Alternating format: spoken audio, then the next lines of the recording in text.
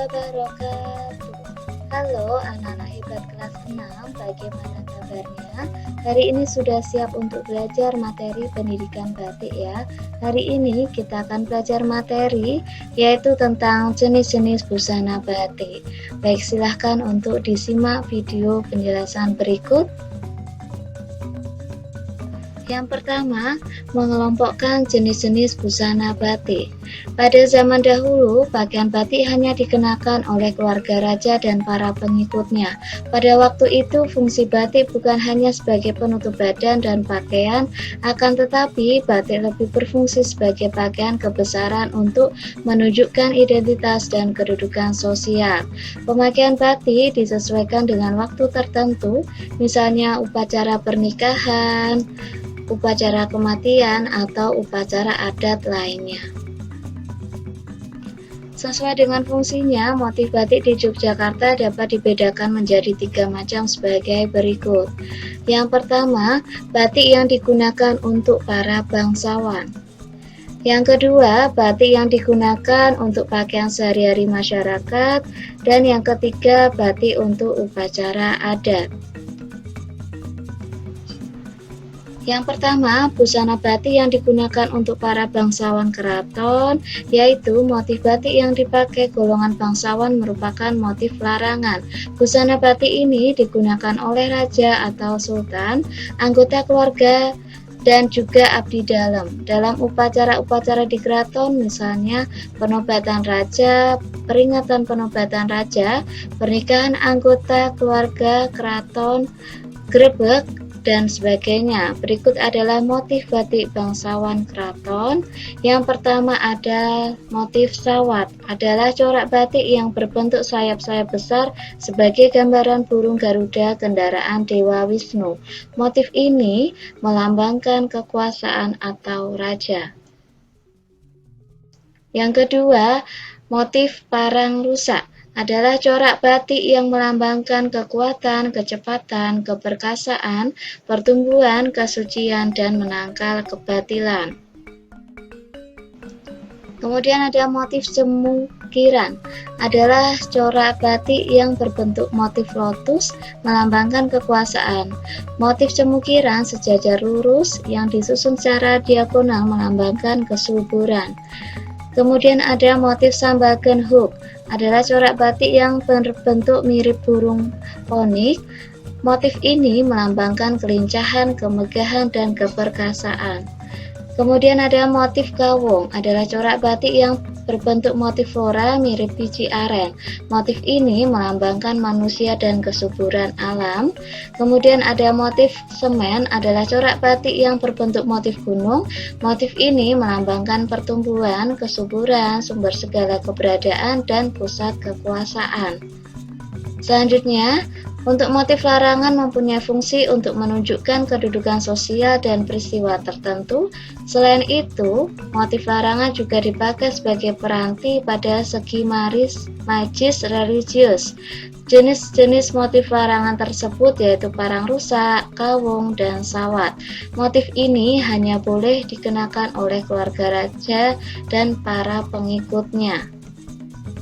Nah, ini untuk contoh motif batik bangsawan keraton yang sudah kita pelajari tadi ya. Ada sawat, parang rusak, cemukiran, sambagen hook, kawung, dan semen. Kemudian yang kedua, busana batik yang digunakan untuk pakaian sehari-hari masyarakat, yaitu motif batik tradisional yang dipakai untuk pakaian sehari-hari pada umumnya menggunakan motif umum. Jenis-jenis motif umum tersebut yaitu motif unglungan, galaran, dan nitik. Untuk memenuhi permintaan masyarakat akan pembuatan batik yang murah dan cepat, dibuatlah batik cap. Selanjutnya, busana batik untuk upacara adat. Yang pertama, upacara pernikahan. Motif yang umum digunakan oleh pengantin adalah sido mukti, sido asih, sido luhur, atau wahyu tumurun. Motif ini melambangkan harapan agar pengantin nantinya dapat hidup sejahtera. Anak-anak, terlihat pada contoh gambar ya untuk motif busana batik untuk upacara adat pernikahan.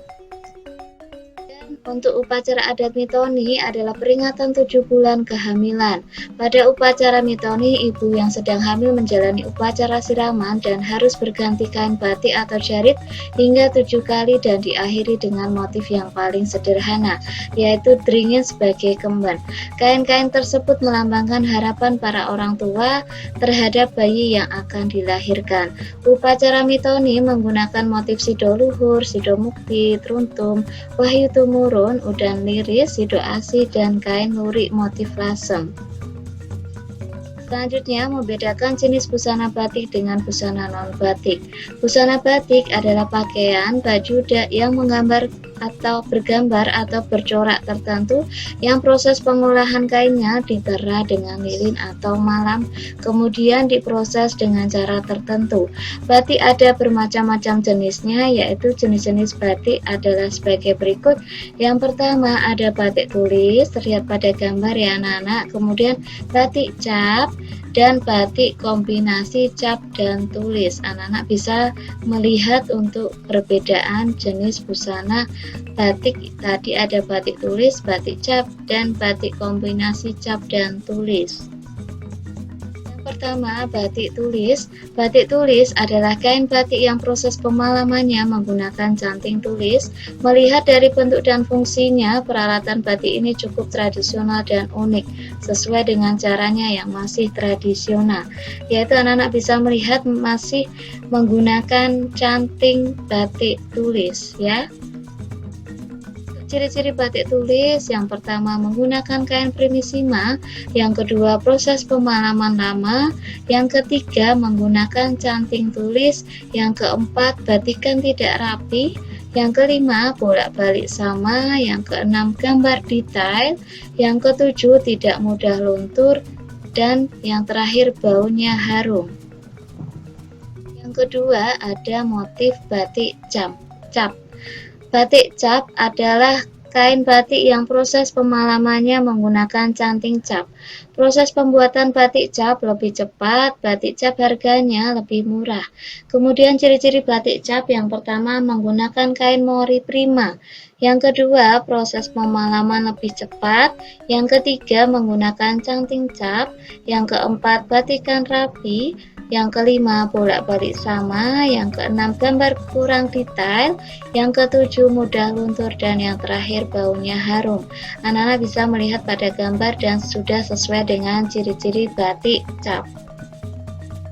Kemudian yang ketiga ada batik kombinasi cap dan tulis.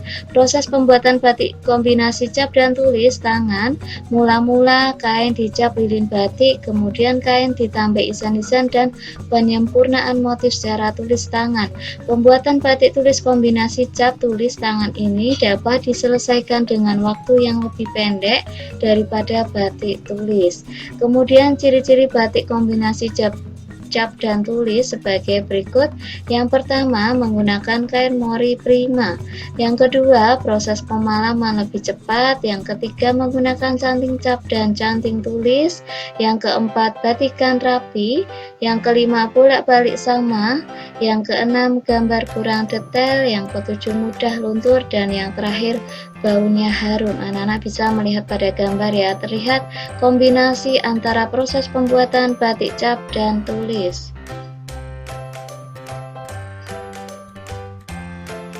Ya anak-anak, kita sudah sampai di penghujung materi. Terima kasih sudah belajar bersama Bu Wanti. Jangan lupa untuk like video pembelajaran ini ya. Kemudian yang belum subscribe silahkan untuk subscribe agar ketika Bu Wanti mengupload video pembelajaran selanjutnya anak-anak bisa mendapatkan notifikasinya. Sampai jumpa lagi di video pembelajaran selanjutnya. Wassalamualaikum warahmatullahi wabarakatuh.